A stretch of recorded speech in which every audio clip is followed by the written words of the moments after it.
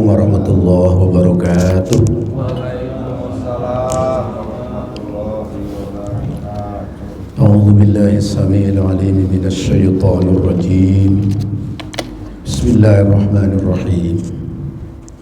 Alhamdulillahi rabbil alamin. Wassalatu wassalamu ala sayyidil mursalin sayyidina wa maulana Muhammad wa ala alihi wa ashabihi ajma'in. Wa la hawla wa la quwwata illa billahil aliyyil azim. Allahumma aftah lana hikmataka wanshur alayna rahmatak min khazain rahmatik ya arhamar rahimin.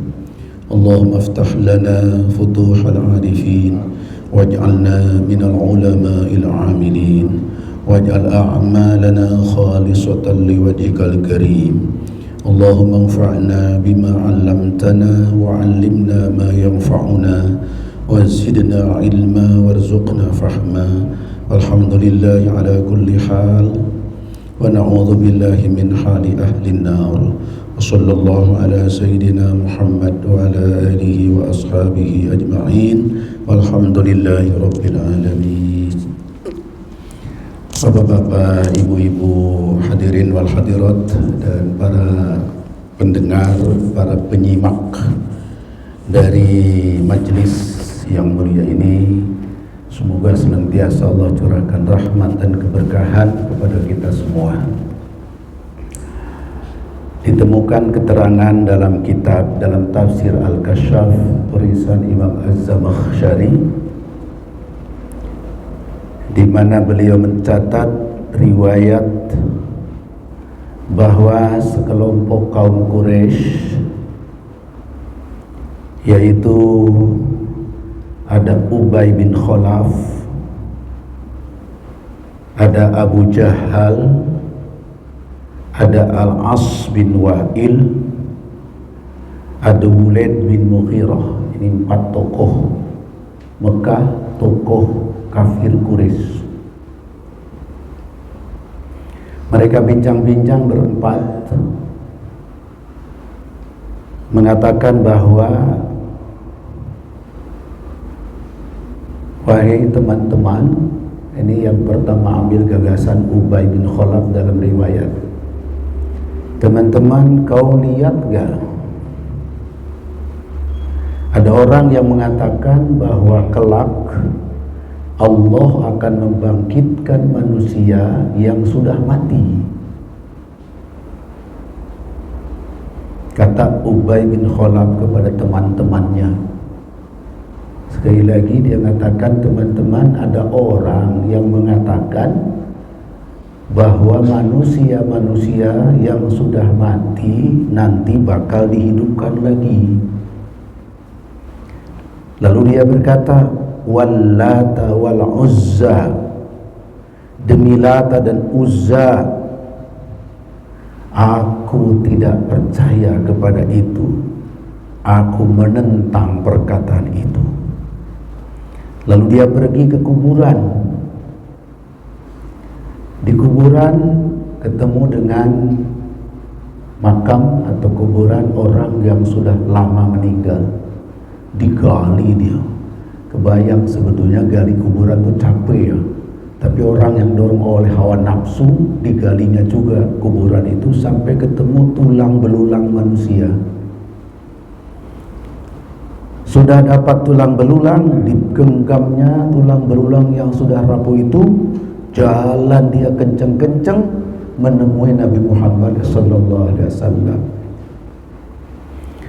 Setiba di depannya Nabi Muhammad, itu tulang diremes-remes, diwajak-wajak, lalu dilemparkan ke hadapan Rasulullah SAW. Ya Muhammad, atarallah yahya hadza ba'da ma qad arima. Yang gini kata orang itu, Muhammad, yang nanti bakal dihidupkan lagi, tulang yang sudah rapuh, sudah dilempar sekali hancur, ini mau dihidupkan lagi seperti ini. Kata-kata menunjukkan sangat tidak percaya bahwa orang mati bakal dihidupkan kembali oleh Allah. Ini 4 orang tokoh Quraisy, penentang Rasulullah yang sangat gigih, tapi kelak dia akan mati hina dalam perang Badar. Di hadapan Rasul dia mengatakan begitu dengan kata-kata nyinyir, kata-kata ngeledek ke Rasulullah. Maka Rasul menjawab, betul, na'am. Dan Allah akan membangkitkanmu nanti setelah kamu mati, dan Allah memasukkanmu ke dalam neraka jahanam. Mantap, Rasul jawab. Ketika orang-orang itu tidak percaya bahwa akan terjadi kebangkitan setelah kematian, jawaban Nabi Muhammad benar, dan kau termasuk yang akan dibangkitkan, lalu engkau akan dimasukkan ke dalam neraka. Jawaban Rasulullah SAW. Berkaitan dengan peristiwa itu, maka Allah turunkan beberapa ayat dari akhir surat Yasin. A'udzu billahi minasyaitonir rajim. Bismillahirrahmanirrahim. Awalam yaral insanu anna khalaqnahu min nutfatin fa idza huwa khasimun mubin. Apakah orang tidak melihat seseorang manusia yang kami telah ciptakan manusia itu min nutfah, cuman dari setetes nutfah saja manusia itu. Manusia yang sekarang berkeliaran di atas bumi gagah perkasa, mungkin di bahunya ada bintang 5, paling tinggi 5 ya, yang 7 nggak ada ya. Jadi itu udah level tinggi. Dulunya cuma setitik nutfah saja. Anna khalaqnahu min nutfah, anna khalaqnahu min nutfah. Sesungguhnya kami telah menciptakan manusia itu cuma dari setitik nutfah saja. Fa idza huwa khasimun mubin. Tapi begitu sudah dewasa, tiba-tiba saja dia berani bermusuhan dengan Allah, dengan permusuhan yang nyata. Tidak mau tunduk kepada Allah, tidak mau melaksanakan perintahnya, lalu larangannya dilanggar begitu saja. Itu insan, itu manusia, kata surat Yasin. Sebagian ahli tafsir yang dimaksud insan ini ya 4 orang tadi, tokoh-tokoh Quraisy yang mengingkari hari kebangkitan. Wa daraba lana mathalan wa nasiya khalqa. Lalu mereka membuat perumpamaan, dia berkeputaan bagi kita ini, dan sementara dia melupakan asal kejadiannya sendiri. Lalu mereka mengatakan, qala may yuhyil idhama wa hiya ramim. Mereka mengatakan, man, siapakah yuhyil idham, yang akan menghidupkan tulang belulang, wa hiya ramim, pada tulang belulang itu sudah rapuh, sudah hampir hancur. Mungkinkah itu dibangkitkan kembali? Pertanyaan mereka. May yuhyil idhama wa hiya ramim. Pertanyaan ngeledek kepada Rasulullah SAW yang mengajarkan keimanan kepada Allah dan iman kepada hari akhirat.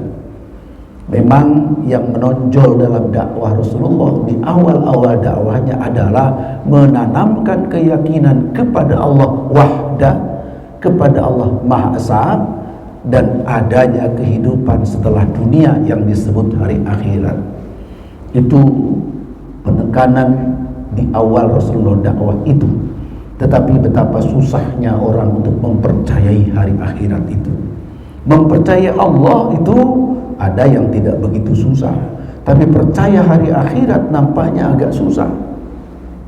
Lama Rasul menanamkan itu. Banyak ayat-ayat turun berkaitan dengan hari kiamat itu. Ya, hampir berjajar surat-surat di juz amma itu selalu berbicara tentang hari kiamat. Untuk pertanyaan, kata mereka, mengatakan may yuhyil idhama wa hiya ramim, siapa yang menghidupkan, yang bisa menghidupkan padahal ini sudah hancur-hancuran ini, tulang belulang ini, Qul, jawab oleh kaum Muhammad, yuhyiha alladzi ansha'aha awwal marrah. Yang menghidupkan tulang belulang itu adalah zat Allah yang menghidupkan, yang menciptakan makhluk hidup ini di awal ciptaannya. Jadi kalau awal penciptaan itu dari sesuatu yang tidak ada bahan bakunya, lalu diciptakan, jadilah. Itu kuasa Allah, kun fayakun. Menghidupkan kembali bukan dari bahan baku yang tidak ada, bahan bakunya sudah ada, ya makhluk lama itu yang hidup di dunia bertahun-tahun lalu mati dikuburkan. Secara fisika kalau tubuh manusia itu adalah seperti ini, benda kasar seperti ini, sesungguhnya ketika mati itu tidak lenyap, hanya berubah saja. Yang tadinya kulit lama-lama rapuh, kemudian melebur jadi tanah. Kan ada jadi tanah, tidak hilang benda itu, tidak hilang. Walaupun bentuknya berubah dari fisik manusia menjadi tanah kuburan. Kalau dimakan oleh ulat jadi daging ulat, tidak ada yang hilang. Jadi saudara terhormat, penciptaan atau membangkitkan kembali manusia yang sudah mati, dihidupkan kembali, itu tidak lebih hebat daripada penciptaan pertama. Bahkan penciptaan pertama itu tidak ada bahan bakunya, asalnya tidak ada. Alam semesta ini Allah ciptakan jadi ada. Soal membangkitkan orang mati itu tadinya ada, sudah diciptakan Allah jadi manusia. Ada kulit, ada daging, ada tulang. Cuman kulit, daging, tulang, darah, rambut dan sebagainya untuk sementara berubah wujud menjadi tanah, lalu menyatu dengan bumi kita. Suatu saat Allah ciptakan, maka bahan itu berubah menjadi makhluk baru, khalqin jadid, menjadi makhluk baru. Jadi Allah Maha Kuasa. Maka jawaban ini jawaban logis banget bagi orang yang menggunakan akal pikiran saja, itu sudah bisa yakin. Maka Allah mengungkapkan jawaban yang sangat logis. Qul yuhyiha alladzi ansha'aha awwal marrah. Katakan Muhammad, jawaban Muhammad, kok bingung, kok akal mereka nggak sampai. Padahal jawabannya sederhana. Allah yang menciptakan di awal pertama, jika mau menghidupkannya kembali itu mudah sekali. Qul yuhyiha alladzi ansha'aha awwal marrah wa huwa bikulli khalqin alim. Allah terhadap segala ciptaannya maha mengetahui. Baik yang belum diciptakan Allah tahu, yang sedang diciptakan Allah tahu, yang sudah diciptakan Allah tahu. Bikulli khalqin alim. Saudara hormat, itulah sekelumit fragmen bagaimana cerita kisah orang yang tidak percaya terhadap kebangkitan dijawab oleh Al-Quranul Karim, diwahyukan kepada Kangjeng Nabi Muhammad sallallahu alaihi wasallam. Jadi saya ulangi, simpulannya adalah Islam mengajarkan akidah satu terhadap Allah sang pencipta yang maha esa, kedua terhadap adanya hari akhirat. Melengkapi rukun iman itu Allah mengutus Rasul untuk membimbing umat manusia, maka kita beriman kepada setiap Rasul. Allah melengkapi Rasul dengan kitab suci, lebih-lebih Al-Quranul Karim, kitab suci abadi yang menjadi petunjuk sampai akhir zaman. Maka kita beriman kepada kitab suci. Turunnya kitab suci dari Allah kepada Kanjeng Nabi Muhammad melalui malaikat Jibril. Lalu segala aktivitas di alam ini juga Allah perintahkan ke malaikatnya masing-masing. Maka kita beriman kepada malaikat. Jadilah akidah kita, iman kita kepada rukun iman. Dan apa yang terjadi, yang kita alami, hakikatnya ketentuan yang datang dari Allah Subhanahu wa ta'ala. Jadilah rukun iman yang 6 dalam prinsip Islam. Saudara, Lalu kita perhatikan dampak dari iman kepada hari akhirat. Kita akan menemukan perbedaan sangat mencolok antara yang beriman kepada hari akhirat dan orang tidak beriman kepada hari akhirat. Beberapa hari yang lalu saya kedatangan sahabat jemaah, sebetulnya saya agak lupa namanya, tapi sering ketemu di pengajian. Tiba-tiba datang ke saya, katanya sudah beberapa hari tapi saya tidak ada di rumah. Baru ketemu belum lama ini. Nah, ketemu ngobrol. Ternyata dia semacam konsultasi barangkali ya. Gini Ustaz, saya ini dulu ada tetangga itu rupanya ngontrak tidak jauh dari rumah saya. Lalu dia jualan, lumayan maju jualannya. Ini sudah berlaku kira-kira setahun yang lalu. Saya pinjam duit sama dia 500.000. Belum sempat saya bayar, itu yang kontrak sudah pindah. Yang jualan entah di mana ini.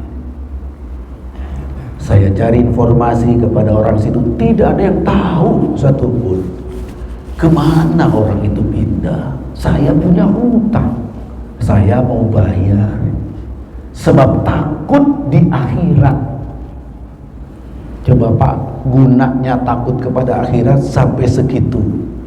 Ditunda, ditunggu, dicari karena dia punya kewajiban membayar hutang 500.000. Tidak gede-gede amat, tapi jadi pikiran buat saya, Ustaz. Sudah saya simpan uang itu mau dibayarkan, tapi orangnya nggak ada.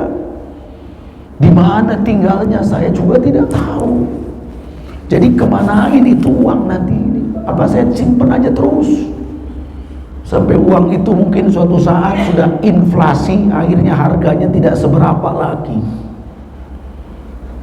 Tapi saya takut, saya cari, nggak ada informasi sama sekali. Itu tetangga saya yang sudah pindah ini. Saudara, saya kagum kepada orang itu karena betapa dia punya kewajiban yang harus ditunaikan, yang ditakutkan kalau saya mati gimana Ustaz. Saudara, maka betapa bersihnya hati, jujurnya hati ketika orang itu beriman kepada hari akhirat.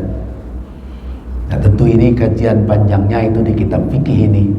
Bagaimana kalau ada yang punya kasus seperti ini berkaitan dengan hak adami yang tidak bisa ditunaikan karena kesulitan seperti tadi.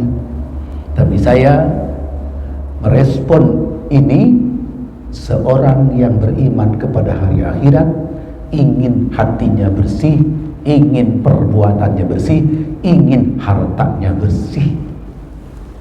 Beda sekali dengan orang yang tidak percaya hari akhirat, seperti kelakuan tadi itu Abu Jahal, Abu Lahab, As bin Wa'il, Walid bin Mughirah. Waduh, kejamnya. Zaman Rasulullah itu tokoh-tokoh paling kejam itu 4 orang itu Pak, yang saya ulangi nanti mati pada saat perang Badar itu. Ya, Rasulullah juga sempat bicara kepada jenazahnya yang sudah dikubur itu.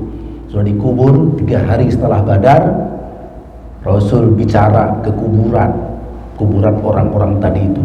Hei Abu Jahal, hei Walid bin Mughirah, hei As bin Wa'il, sudah diterima enggak kepastian azab yang Allah berikan kepada orang yang kafir?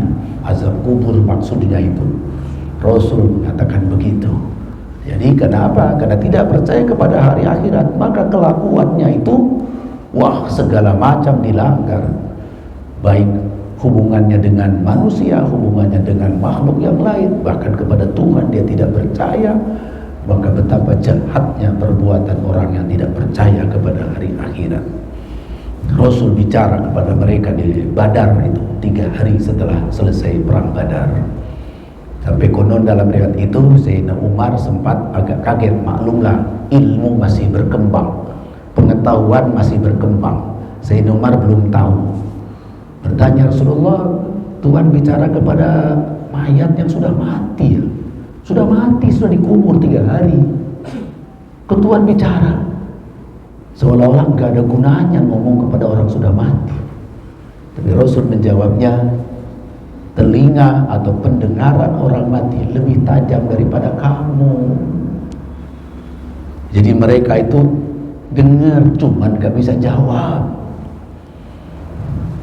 Maka di kalangan kita tidak ragu lagi mengucapkan salam kepada ahli kubur sesama muslim, diajarkan Rasul. Berarti mereka mendengar, tapi jawabannya tidak terdengar oleh kita. Jadi keyakinan terhadap hari akhirat akan mempengaruhi perilaku seseorang, akhlak seseorang dari akidah itu.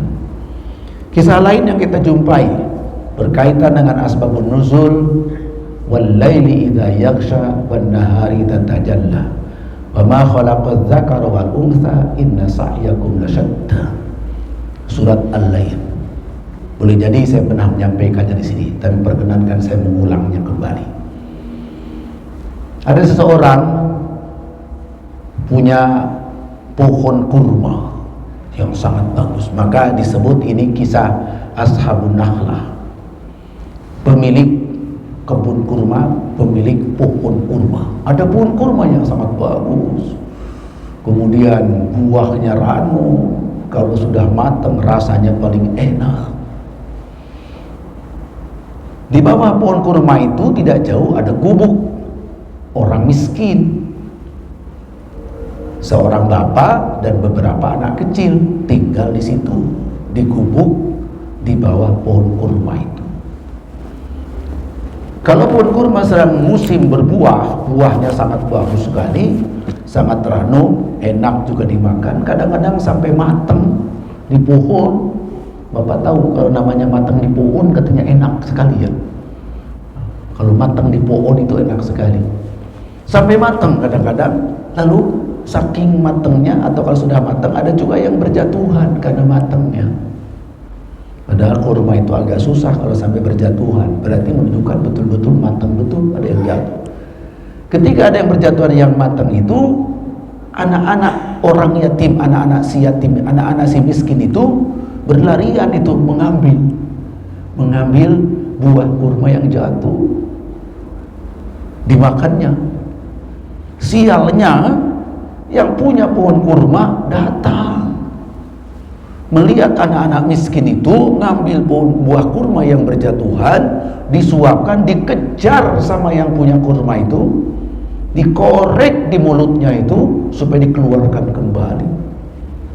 Saudara, rupanya terlihat oleh bapaknya si miskin itu, nangis bapaknya. Anakku, nasib kita miskin, hanya sekedar buah kurma yang jatuh saja. Ternyata orang itu nggak ridho, nggak rela kepada anak kecil. Nangis dia. Mungkin lama-lama sedihnya itu tidak bisa ditahan. Datanglah ke Rasulullah. Ya Rasulullah, kami ini orang miskin, tinggal di bawah pohon kurma dengan anak-anak saya yang masih kecil. Kemudian kalau buah kurma itu sudah matang dan berjatuhan, anak saya itu kadang-kadang kepingin, mungkin senang lihat yang jatuh, lari diambilnya, dimakan. Tapi saya sedih karena ternyata dikorek dari mulut anak saya itu oleh pemilik kurma itu. Nangis dia ke Rasulullah. Rasulullah pun hampir nangis mendengar cerita itu. Akhirnya Rasulullah bilang, akhirnya Rasulullah memperkenankan memanggil si pemilik kurma itu, Ashabun Nakhlah itu. Panggillah, Pak, Bapak yang punya kebun kurma di sana itu, yang di bawah pohon kurma Bapak itu ada rumah, ada gubuk orang miskin. Oh iya, iya. Mau enggak itu pohon kurma disedekahkan, diberikan kepada saya atau kepada orang miskin itu? Bapak, kalau itu dilakukan, Bapak pasti dapat pohon kurma yang lebih bagus di surga. Jadi Bapak kalau punya pohon kurma di surga, pasti pemiliknya juga di surga. Gak mungkin punya pohon kurma di surga, orangnya di neraka. Itu kata Rasulullah ke orang itu. Orang itu nggak pikir lama, langsung enggak. Kalau pohon kurma yang lain saya siap dah, saya kasihkan. Pohon kurma itu kesayangan saya. Buah pohonnya subur, buahnya ranum, rasanya paling enak. Enggak, kalau itu saya enggak mau. Walaupun akan diganti dengan pohon kurma di surga, ya walaupun itu. Udah, Rasulullah putus. Ya sudah, kalau enggak mau, pulang itu orang. Rasul dalam hati, kok sampai segitunya ya orang itu cinta kepada duniawi. Rupanya perbincangan Rasulullah dengan orang itu didengar oleh seorang sahabat Rasul yang lain. Dia juga punya kebun kurma kebetulan. Maka dia segera menyusul orang yang tadi punya pohon kurma itu. Disusulnya sampai ketemu, sampai terkejar. Oh maaf, saya ulangi. Ketika mendengar cerita itu, dia ke Rasulullah dulu.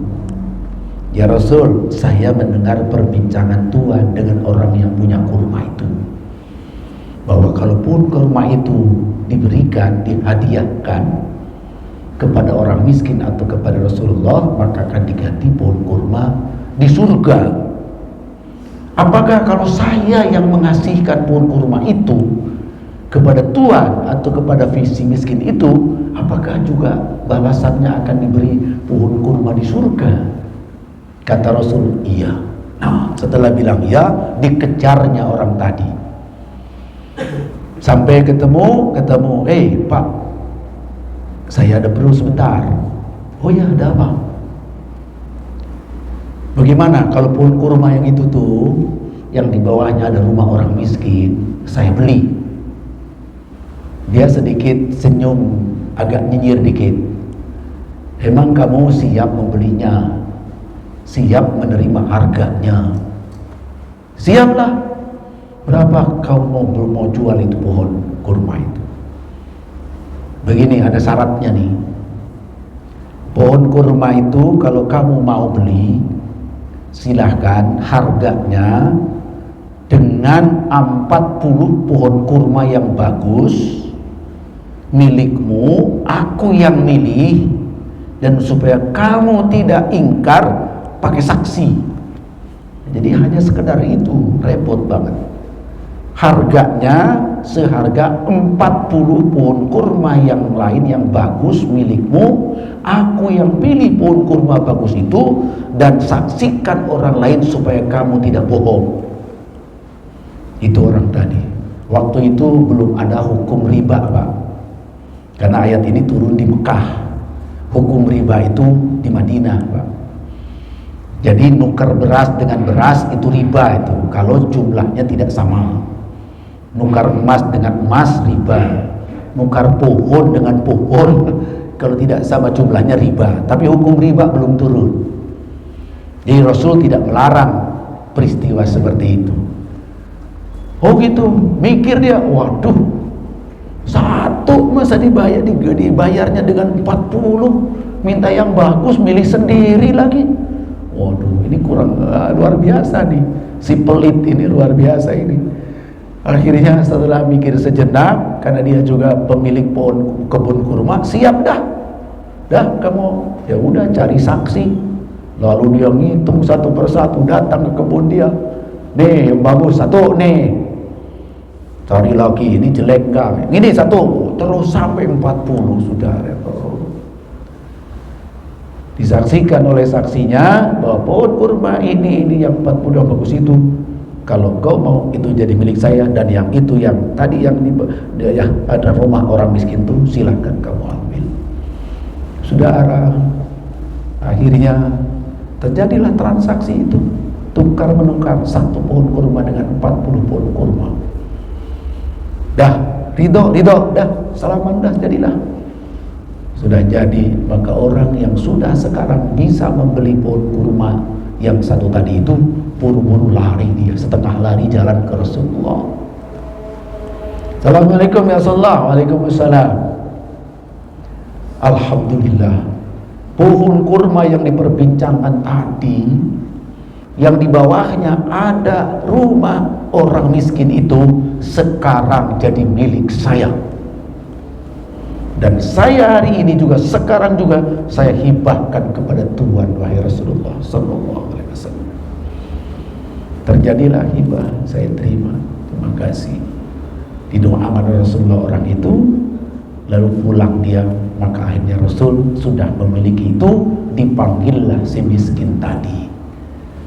Dipanggil, Bapak, itu pohon kurma sudah jadi milik saya sekarang, dan saya serahkan kepadamu, hibahkan kepadamu sekeluarga, silakan ambil.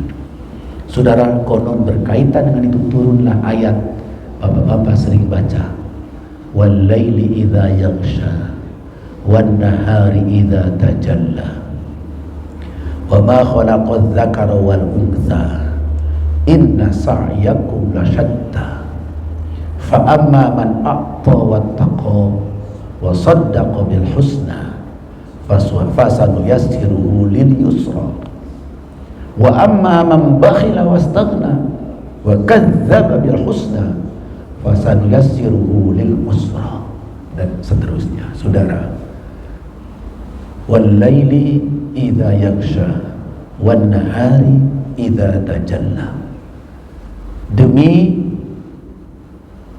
malam ketika gelap menyelimuti, dan demi siang ketika terang memancar. Jadi iman kepada hari akhirat dan tidak beriman kepada akhirat bagaikan bedanya siang dan malam. Siang itu terang benderang, lihat apapun jelas, mau kemana-kemana mudah. Tapi gelap malam, ketika gelap serba susah, tidak bisa lihat ke sana kemari, tidak bisa jalan ke kaki. Orang yang tidak percaya hari akhirat bagaikan gelapnya malam. Tapi orang yang beriman kepada akhirat, terang rasanya hidup ini. Jalan kehidupan selalu dipilih jalan yang baik, membawa terangnya kehidupan. Wal laili idza yaghsha wan nahari idza tajalla. Jika itu dimaknai secara kinayah, wal laili idza yaghsha, demi malam ketika gelap menyelimuti orang-orang kafir, menyelimuti orang-orang yang tidak percaya kepada ajaran Allah, gelap hidupnya. Wan nahari idza tajalla, sementara siang demi malam yang cahayanya memancar menerangi kehidupan kita. Wal laili idza yaghsha wan nahari idza tajalla wa ma khalaqadz dzakara wal untha inna sa'yakum lasyatta. Allah menciptakan manusia laki-laki perempuan, ternyata aktivitasnya berbeda-beda. Aktivitas ini diwarnai oleh keyakinan tadi. Akan beda sekali orang yang percaya kepada akhirat dan percaya, dan yang orang percaya, yang tidak percaya terhadap akhirat. Berbeda-beda perilaku orang. Tadi kontras banget dengan orang yang pelit tadi, dengan orang yang siap mengorbankan 40 pohon kurma terbaiknya karena percaya kepada akhirat. Karena Rasul katakan akan diganti di surga nanti, akhirat itu Pak. Jadi ini pengaruh percaya kepada akhirat dan tidak percaya kepada perilaku seseorang itu nyata betul. Jadi orang-orang kafir yang perang melawan Rasul, perang Badar, melawan Rasul perang Uhud, melawan Rasul perang Khandaq, itu semua yang tidak percaya akhirat itu. Sementara pembela Rasul, sahabat Ansar, sahabat Muhajirin yakin terhadap akhirat. Maka bertebaran dalam Al-Quran penekanan terhadap wajibnya beriman kepada akhirat itu. Karena itu akan membuat seseorang berperilaku baik. Kemarin saya ditanya lagi di pengajian di malam Jumat kemarin itu, agak susah jawabnya. Rupanya dia diam-diam mengamati juga kondisi negeri ini, yang korupsinya sudah bukan rahasia lagi. Luar biasa negeri ini ya, yang udah dibongkar aja sama Pak Prabowo, Pak Presiden Prabowo, sekian triliun gitu. Itu kan yang terbongkar. Yang tidak terbongkarnya kan berapa? Kata orang itu kan apa namanya, gunung es di lautan gitu ya. Gunung es di lautan itu yang muncul di atas lautan itu sedikit aja, tapi di bawahnya luar biasa. Itu negeri kita yang diamati oleh banyak orang seperti itu kondisi sekarang. Masih berat perjuangan Pak Presiden kita, Pak siapa lagi, Pak Purbaya kita dan sebagainya, yang mengungkapkan akan memberantas korupsi, walaupun lari ke Antartika, lari kemana, yang jauh aja bakal diuber, apalagi yang dekat. Mudah-mudahan berhasil sih, mudah-mudahan, kita doakan. Lalu bertanyalah jemaah saya itu, melihat kenyataan seperti itu, Ustadz, solusinya apa ya? Caranya gimana? Nah itu saya susah saya. Kalau saya bisa menyebutkan solusi, mungkin saya bisa nyalon presiden. Kalau tahu solusinya, maka saya bilang saya tidak tahu caranya gimana membenahi yang sudah seperti ini. Gimana? Waduh, saya tidak tahu. Paling taunya begini, pikiran saya sendiri ini, harus ada presiden yang hebat, gitu aja. Harus ada presiden yang hebat, lahir batinnya, imannya, akhlaknya hebat. Kenapa begitu? Jahiliyahnya orang itu bisa dibenahi oleh Rasulullah, karena Rasulullah hebat. Sependengar Rasulullah, sempat juga kondisi carut marut lagi, terjadi perselisihan Syiah Sunni itu. Sependengar Rasulullah Sayyidina Abu Bakar, tantangannya tidak seberapa lah. Ada tantangan orang-orang yang murtad, yang tidak mau zakat, nabi palsu, itu masih mendingan. Sayyidina Abu Bakar beresin dah, sampai Sayyidina Umar diberesin, dibantu oleh panglima yang gagah perkasa, jenderal gagah perkasa Khalid bin Walid, beres dah. Sampai Sayyidina Utsman mulai muncul, bukan tantangan dari luar tuh bisa diberesin sedikit-sedikit ya dengan cara dakwah. Ternyata internal. Pada zaman akhir Sayyidina Utsman, tantangannya internal, mulai keropos akhlaknya. Sampai ke Sayyidina Ali, sampai kasus Karbala, itu adalah terjadi keropos akhlaknya di dalam. Sayyidina Ali diganti Sayyidina Hasan, cuma 6 bulan. Sayyidina Hasan serahkan ke Sayyidina Muawiyah. Muawiyah turun ke putranya Yazid. Terus lagi berapa? Ini sudah mulai tantangannya di dalam. Pertanyaannya, bisa dibenahin nggak? Saya jawab bisa, kalau ada nasib yang baik. Siapa yang benahi carut marut? Umar bin Abdul Aziz. Dari Sayyidina Muawiyah itu tidak ada tokoh sehebat Umar bin Abdul Aziz. Masuk ke abad kedua, abad 1 masuk abad kedua itu Umar bin Abdul Aziz. Hebatnya Umar bin berhasil itu, berhasil. Padahal jadi presiden, jadi khalifah cuma 2,5 tahun. Kuatnya pemimpin. Dia sudah digembleng sejak jadi wali kota Madinah dia. Ketika jadi wali kota Madinah dia ngaji. Ada ulama-ulama besar di Madinah, ada Imam Nafi, gurunya Imam Malik. Umar bin Abdul Aziz jadi wali kota Madinah. Tapi kemudian dia berhenti dari wali kota jadi seorang ulama saja. Dia termasuk mujtahid itu beliau. Umar bin Abdul Aziz itu termasuk ulama, keturunan ningrat, keturunan khalifah, karena dia itu terahnya dari Sayyidina Umar juga itu. Turunan keberapa, kelima atau keberapa dari Sayyidina Umar. Jadi terah khalifah itu, terah bangsawan. Kemudian sempat jadi wali kota. Kemudian dia berhenti dari kota, dia mendalami agama, dia dari pemerintahan. Tapi waktu itu ada khalifah yang hampir meninggal, sudah sepuh, lalu cari penggantinya siapa, kok nggak ada yang pantas, termasuk anaknya nggak pantas. Bikin surat wasiat. Surat wasiat tertutup, diserahkan kepada penasihat khalifah. Ini wasiat saya, buka kalau saya meninggal. Meninggallah sang khalifah itu, maka oleh para penasehat wali khalifah dibuka, isinya kekuasaan kekhalifahan saya wasiatkan supaya turun ke Umar bin Abdul Aziz, yang waktu itu sudah tidak jadi wali kota, dia sebagai ulama saja, tapi akhlaknya luar biasa, cerdasnya luar biasa, beraninya luar biasa.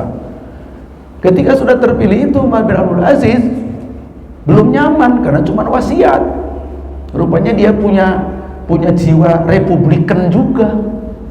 Ini rakyat harus turut menentukan. Mohon maaf dia, saya bukan berarti mempromosikan demokrasi dan sebagainya, tapi Umar bin Aziz punya rasa republikan. Ini saya itu legalitasnya kalau cuma wasiat kayaknya belum puas. Walaupun cukup wasiat itu sebetulnya. Pada zaman itu kalau sudah wasiat dari khalifah itu cukup. Secara hukum tata negara waktu sah. Tapi beliau tidak nyaman kalau cuman wasiat. Dikumpulin rapat akbar. Ya, sebetulnya para penasehat khalifah sudah resmi mengangkat beliau, tapi kumpulkan para tokoh-tokoh, ada rapat akbar, disampaikan saya dapat wasiat dari almarhum khalifah untuk mau jabatan. Apakah tuan-tuan sebagai tokoh-tokoh masyarakat ini menerima wasiat itu? Aklamasi, terima, sah sudah. Jadi cukup menarik ini, sistem pemerintahan dalam Islam cukup menarik nih. Ya, jadi ada mirip-mirip kerajaan gitu, karena khalifah itu turun ke anak dan seterusnya, itu milik kerajaan. Tapi Umar bin Aziz itu tidak nyaman kalau rakyat tidak setuju. Tuh Umar, itu orang hebat Pak. Maka begitu memangku jabatan, dimulai dari peresmian saja, pelantikan dia sudah kritik. Ini tidak begini, karena konon waktu mau pelantikan disiapkan kuda yang, kereta yang mewah, ya kemudian macam-macam mewah. Itu tradisi dari Yazid sampai ke masa beliau. Ternyata beliau kan tidak, kita sederhana saja. Dananya yang untuk kepentingan itu masukkan ke Baitul Mal, kata dia. Terus apa yang dia lakukan? Pertama, dia mengganti jaksa agung, penegak hukum oleh beliau diganti, yang warisan rezim sebelumnya itu diganti.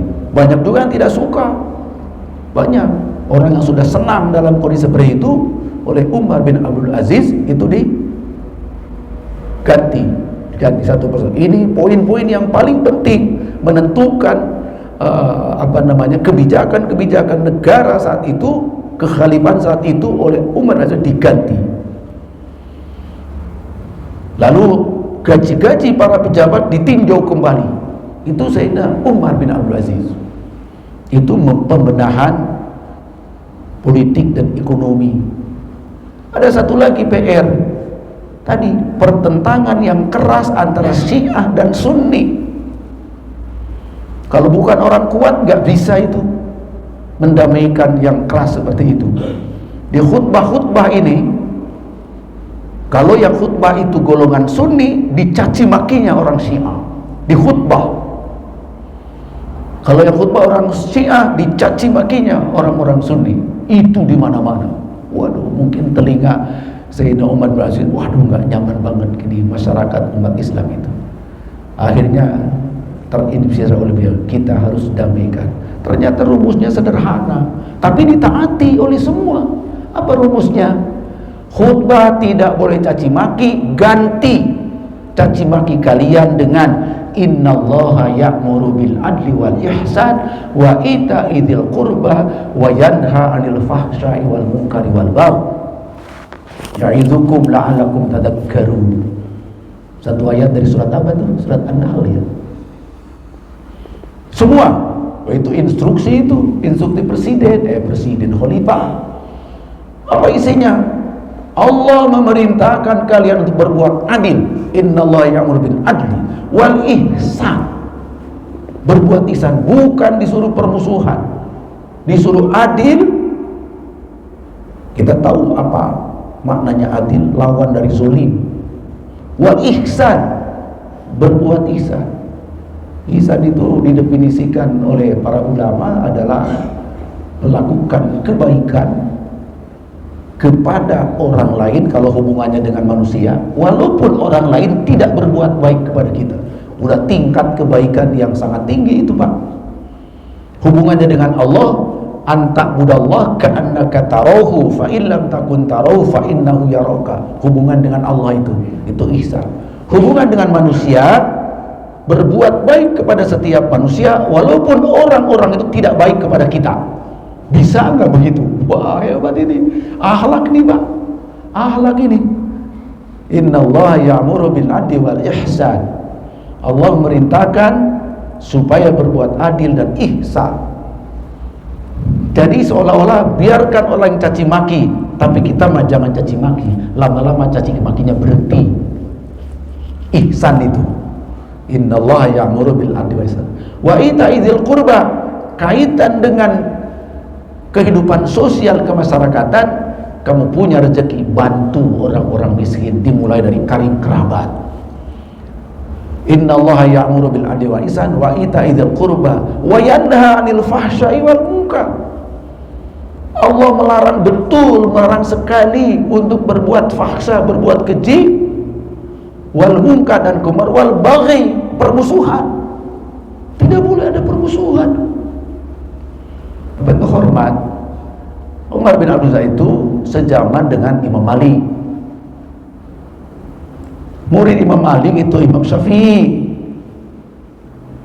Maka kita baca riwayat bagaimana zaman Imam Syafi'i, Imam Ahmad, walaupun ada perselisihan antara Sunni dan Syiah, Imam Syafi'i kalau ada orang Syiah tapi berimannya ada baik, ilmu baik, jadi guru itu. Guru Imam Syafi'i itu ada juga orang Syiah, Pak. Tapi sudah enak, Imam Syiahnya sudah baikan, sudah tidak ghalat. Berarti itu dampak dari proyeknya Umar bin Abdul Aziz.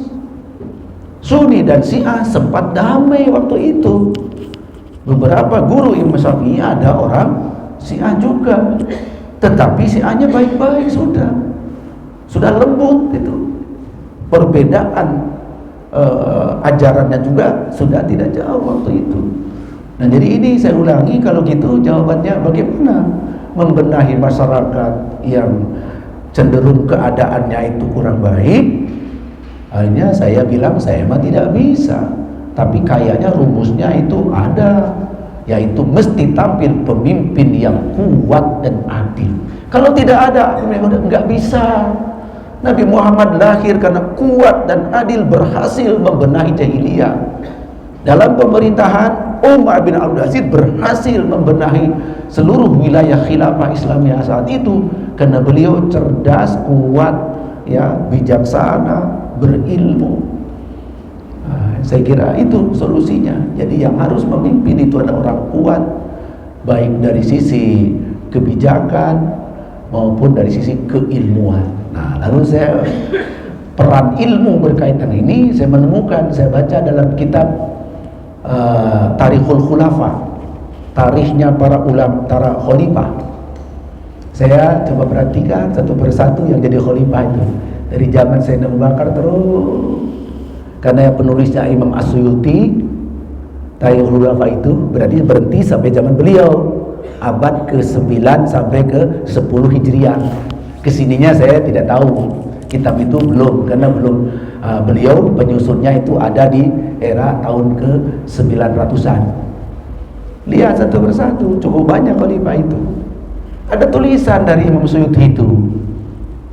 Ada 3 khalifah yang menonjol keilmuannya di luar Khulafaur Rasyidin tentunya.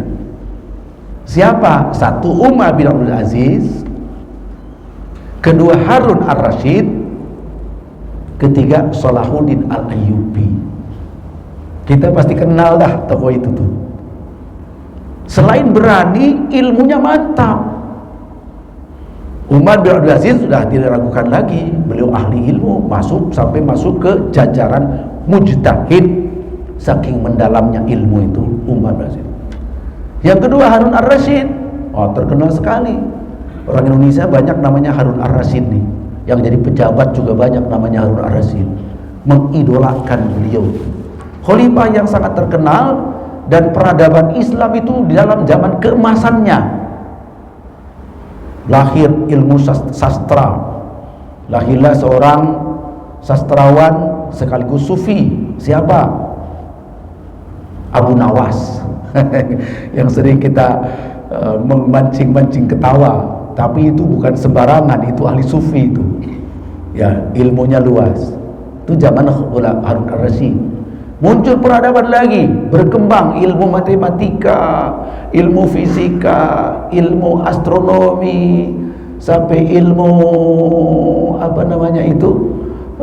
macam-macam. Selain ilmu agama tentunya. Nah, itu zaman Harun ar-Rasyid. Gimana kepribadian Harun ar-Rasyid? Dia seorang yang taat beribadat dan cinta ilmu. Dikatakan dalam riwayat beliau, dari Baghdad pusat pemerintahan sering jalan ke Madinah bawa putranya Al-Amin untuk ngaji ke Madinah. Harun ar-Rasyid jauh, presiden Pak, ngaji. Saya belum tahu presiden kita ini suka ngaji apa tidak nih. Pernah nggak datang ke Baitul Izzah nih ngaji? Presiden hebat Umar bin Harun ar-Rasyid. Kenapa jadi hebat? Karena selain kepribadian yang berani, cerdas dan sebagainya, ilmunya luas, cinta ilmu. Dia berangkat dia dari Baghdad ke Madinah, itu jauh berapa kilometer itu, sengaja rutin ngaji ke Madinah. Tuh Khalifah Harun ar-Rasyid. Jadi buahnya apa? Memimpin pemerintahan dengan baik dan maju. Dua sudah, Umar, yang Umar bin Yazid, kedua Harun ar-Rasyid. Ketiga, Salahuddin al-Ayyubi. Siapa yang tidak kenal beliau? Ketika umat Islam agak terpuruk, Palestina dikuasai oleh orang-orang Romawi, orang-orang Kulon, orang-orang Eropa. Dijajahnya Palestina, Baitul Muqaddas. Mau dibebaskan berkali-kali enggak berhasil. Kuat mereka. Tapi ketika muncul Salahuddin al-Ayyubi, seorang tadinya adalah jenderal tentara, kemudian menjadi khalifah, menjadi sultan, cinta ilmu dia, berhasil mengumpulkan kekuatan umat Islam yang tadi berceceran di mana-mana, disatukan. Kekuatan dari Irak, kekuatan Mesir, ya, kekuatan dari arah barat disatukan, kekuatan dikompakkan, lalu berhasil mengusir penjajah dari Palestina itu. Waktu itu siapa yang berhasil itu?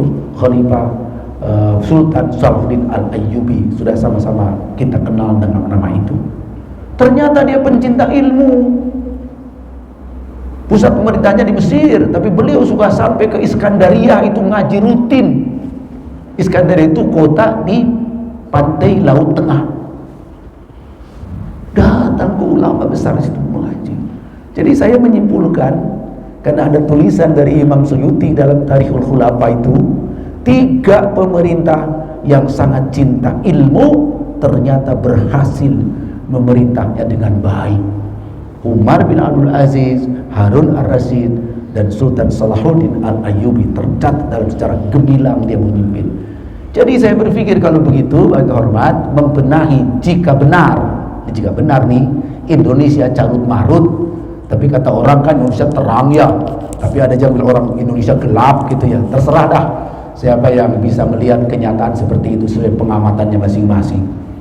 Kalau masih carut marut, dibutuhkan pemimpin seperti tokoh-tokoh itu, seperti Umar bin Abdul Aziz atau Salahuddin al-Ayyubi atau Harun ar-Rasyid, yang bisa menyelamatkan satu masyarakat, satu negara dan sebagainya dari keterpurukannya. Karena bukti sejarah, imannya kuat, keberaniannya cukup, kebijakannya sangat bijaksana, dan ilmunya luas. Umar bin Abdul Aziz walaupun 2,5 tahun berhasil membenahi yang saat itu sudah tidak baik. Baik hormat, begitulah eratnya hubungan antara akidah ya dan akhlak. Dari akidah yang lurus, yang bersih, akan menghasilkan perbuatan perilaku yang bersih. Seolah-olah cukuplah orang itu berharap saya selamat di akhirat. Kalau tidak salah ada tokoh kita di belakangan muncul itu, yang penting saya yang namanya sukses itu katanya selamat masuk surga. Ada yang bilang gitu ya? Siapa yang bilang itu tuh kemarin tuh? Bagus itu. Kalau itu jadi prinsip yang jujur seperti itu, benar itu. Pokoknya selama yang namanya sukses itu selamat di akhirat, benar itu. Kalau di dunia itu banyak kekayaan dan sebagainya, bukan sukses. Dan Allah berikan balasan itu memang di akhirat. Kullu nafsin dha'iqatul maut wa innama tuwaffawna ujurakum yaumal qiyamah. Balasan sepenuhnya diberikan kepada orang yang sukses oleh Allah di akhirat. Jadi jangan pakai ukuran kesuksesan itu adalah mewahnya hidup di dunia. Itu orang yang kurang yakin terhadap akhirat itu. Tapi orang yakin terhadap akhirat di dunia boleh mewah juga, tidak dilarang asal halal gitu. Tapi target utamanya akhirat. Jelas. Dan kita pun sama-sama kalau berdoa, Rabbana atina fid dunya hasanah fil akhirati hasanah wa qina adzabannar. Betul, kita minta baik di dunia, fid dunya hasanah, betul. Tapi nggak ada apa-apanya kesenangan dunia itu kalau di akhiratnya tidak baik. Maka ditambah wa fil akhirati hasanah, di akhirat baik. Di akhirat baik itu apa? Masuk surga. Tapi ada yang masuk surga ke neraka dulu karena memang kurang bagus. Bagus juga sih, tapi kurang bagus, ke neraka dulu. Ditambah waqina adzabannar. Ya Allah, sukseskan kami di dunia, sukseskan kami di akhirat tanpa harus ke neraka dulu. Itu doa sapu jagat kata orang. Siapa yang bilang sapu jagat ya? Saya nggak tahu itu, tapi saya ikut-ikutan aja itu. Tapi memang seolah-olah segala sesuatunya sudah dirangkum oleh doa itu gitu kali. Terima kasih tuan-tuan yang terhormat. Jadi ini sekedar bincang-bincang subuh ini, mudah-mudahan ada manfaat buat kita semua. Jadi baik kita sebagai orang per orang maupun kita bagian dari masyarakat luas, jika ingin selamat, mantapkan akidah kita, dampak dari akidah kemudian muncul berakhlak mulia, insya Allah selamat dunia akhirat. Bapak hormat, mohon maaf lebih kurangnya, barangkali itu yang bisa saya sampaikan. Semoga ada manfaat buat kita semua. Jika ada yang salah-salah, mohon maaf dan mohon dikoreksi. Kami kembalikan kepada Allah Subhanahu wa taala. Hadanallah wa iyyakum ajma'in. Subhanakallahumma rabbana wa bihamdik asyhadu an la ilaha illa anta astaghfiruka wa atubu ilaik. Allahumma aqbina bil ilmi wa zayyinna bil hilmi wa akrimna bit taqwa wa jamilna bil afiyah. Allahumma ahsin aqibatana fil umuri kulliha wa ajirna min khizyid dunya wa adzabil akhirah. Rabbana atina fid dunya hasanah wa fil akhirati hasanah wa qina adzabannar. Wa sallallahu ala sayyidina Muhammad wa ala alihi wa ashabihi ajma'in bi fadli subhana rabbika rabbil izzati amma yasifun wa salamun alal mursalin walhamdulillahi rabbil alamin. Wassalamu alaikum warahmatullahi wabarakatuh.